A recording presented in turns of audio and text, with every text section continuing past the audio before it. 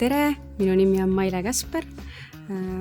Õpetan kaasava hariduse õppekaval praktika- ja tõenduspõhise uurimuse õppeainet ja ka uurimisseminari. Kaasava hariduse õppekava sobib kõige paremini juba töötavale pedagoogile, kellel on ehk juba pisut kogemust, ei pea olema selleks eripedagoogi ettevalmistust, võib olla kas klassiõpetaja, mingisuguse aineõpetaja, lasteaiaõpetaja, kes tunneb, et teadmistest ja oskustest jääb natuke puudu ja seda sellel õppekaval me õpimegi, et kuidas siis seda tuge anda, kaasates ka teisi õpilasi ja nii, et kõik oleksid siis rõõmsad ja rahul seal rühma või klassiruumis.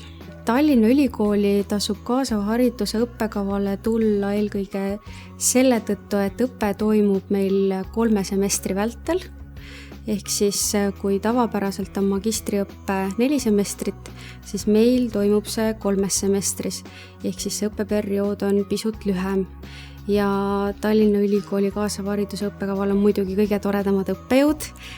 Loengud ei ole sellised klassikalised, kuulan õppejõudu loengud, vaid loengud on üsna sellised aktiivsed, tudengeid kaasatakse vestlustesse ja ülesannetesse ja väga palju praktilisi harjutusi on ja väga palju diskussioone, et väga palju praktilist saab teada, kuidas seda õpilast siis parimal võimalikul viisil toetada või kuidas seda õppekeskkonda kohandada. Tule õpi Tallinna Ülikoolis kaasava hariduse õppekaval.